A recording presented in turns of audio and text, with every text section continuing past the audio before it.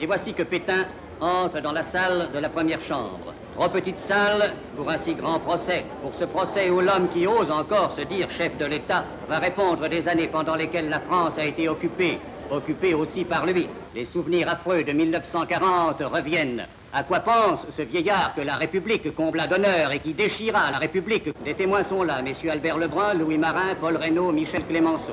Et voici la cour qui va juger avec 24 jurés tirés au sort parmi des parlementaires et des hommes de la résistance. Le procureur général Mornay prend place en face de l'accusé contre qui il va mener l'attaque.